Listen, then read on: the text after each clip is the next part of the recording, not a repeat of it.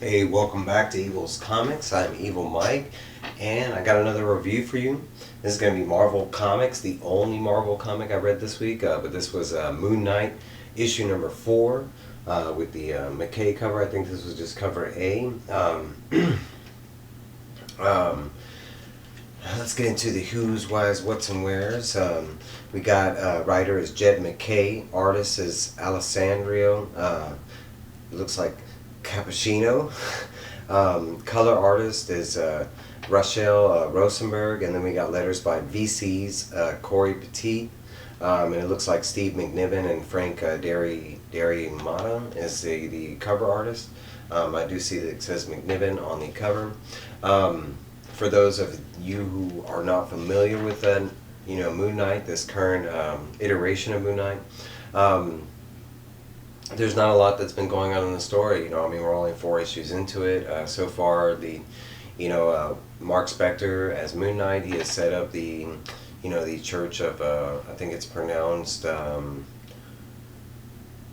Honshu or Konshu. The moon god that he, and please don't quote me, I'm not a Moon Knight. I don't know a lot about Moonknight. I've read him before this series, and I do know several things about him, but I'm not like well versed. I've never read his whole series in its entirety.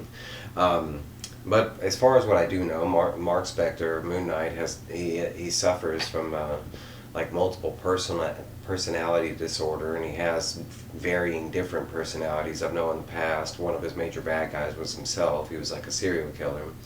But this is basically, like, so far in the series, he has been just Moonknight. They do reference Mark Spector a lot, but he is, as far as in this series, I mean, the whole time he's just referred to as Moonknight. But he has set up his church. He has an assistant, that is a vampire, and she's kind of the receptionist kind of thing, and he's just been, around his neighborhood protecting it from vampires and various villains that have popped up. Nothing major.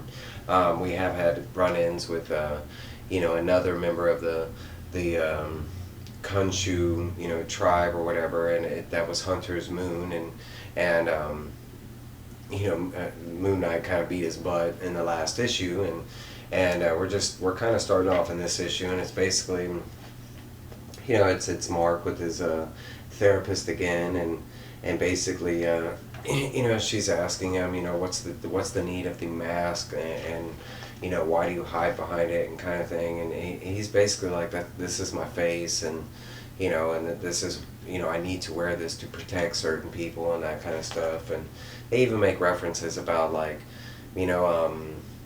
I mean, he doesn't have any friends kind of thing. The only person that he really ever talks to at the moment is his receptionist, besides people that come and ask for his help. So she kind of makes that statement and on why he keeps it, and he kind of deflects it. They break over to this other scene where we see, like, kind of a pseudo villain. I wouldn't say he's like a super villain or anything. It's supposed to be like, this guy is associated with, like, Jigsaw, and they're supposed to be like hiring, like fake hiring, Moonknight to go after Jigsaw to finish, dealing with something that they've been dealing with. But at the same time, he's hiring this guy to, siphon all of Mark Spector's money. They never say Mark Spector. They call him by a different name, and I'm looking for the name and I don't see it. But like I mentioned before, he does have different personas that people have known him by. We do jump back over to his church, and basically I think I want to say it's Tigress, but it could be Tigris. It depends on how you pronounce it. But Tigress pops in, and back in the day, she was she was a part of the and it's Tigra, not Tigress. It's just Tigra or Tigra. But Tigra and Moonknight back in the day was a part of the West Coast Avengers, and so they are friends and know each other from that time. She is just kind of stopping by to visit and check on, her friend Moonknight and stuff like that. And she kind of touches upon stuff that she he's hiding, and the receptionist doesn't really know Moonknight that well, but she finds it funny. She finds it funny that he's hiding behind the mask all the time. She's used to seeing the mask, but not him keeping it on all the time. And she makes several different references about that. As soon as this gets going, we do see that he does receive a phone call over here, and we do see that it is the guy that was hired to siphon all the money from Moonknight. But he puts him on the task to go track down, Jigsaw, and that's part of the, hey, if you don't go track down Jigsaw, I'm going to steal all your money. So Moonknight, he jumps off in the adventure to go track down Jigsaw, and we kind of learn on his end that it doesn't matter what the other guy wants. He is specifically going after Jigsaw because he knows Jigsaw is a villain. He let him go previously, and he didn't mean to let him go. So it's kind of like tying it for him. It's like two birds, one stone kind of thing. So they do show him like sneaking around and infiltrating where Jigsaw is supposed to be, based on the caller's information. And they do show that that Jigsaw, it's kind of like Jigsaw was waiting for him, and it's like a semi-trap, which leads to nothing. Moonknight kind of takes out all the little henchmen and stuff that are there. He does eventually find Jigsaw, and they have like a little brief conversation about, Moonknight being controlled by somebody, and Moonknight, he's stating that, and he stated this to us, the readers, but no one's controlling him. He's just accomplishing his mission, and it just happens to line up with this other guy's mission. But until their missions deviate, Moonknight's not going to think twice about it and go his own way. He does take out Jigsaw, and the next thing they show is the guy that's trying to blackmail Moonknight. He's sitting there calling, and all of a sudden his call is being blocked, and he's starting to freak out and get mad. And the next thing we show is Moonknight and Tigra that has popped up, and they've already found out his location and stuff like that, stating that they went back and listened to his previous audio message, and there was a festival that was in the background, and with her superhuman hearing, she was able to hear the festival, and they kind of figured out where he was. And while this is going on, he's like, you can hurt me, but that doesn't matter. I'm just going to steal all your money. And Moonknight's like, well, you think money makes me and makes the church and what I stand for? He was like, you have another thing coming. He was like, I'm still Moonknight if you take all that stuff away. So, I go ahead. And the guy starts siphoning his money as quick as he can. And of course, it doesn't really amount to anything because he still gets his butt kicked by Moonknight, just like he told him. They show a scene where after this incident, Moonknight and Tigra are up on top of some rooftops, and they're chilling, and Tigra is finally kind of asking the questions that she was asking before, like, hey, what's going on and stuff like that. And he's like, look, he was like, a lot of people don't know this, but I've been going through a lot of stuff. He was like, man, I tricked the whole world into thinking this Kushnigar was a good thing, and she ended up like almost killing the world, and we had to do some stuff to prevent that. And he was like, I don't feel too good about that. And he was like, and there's a bunch of other stuff that I don't feel really good about.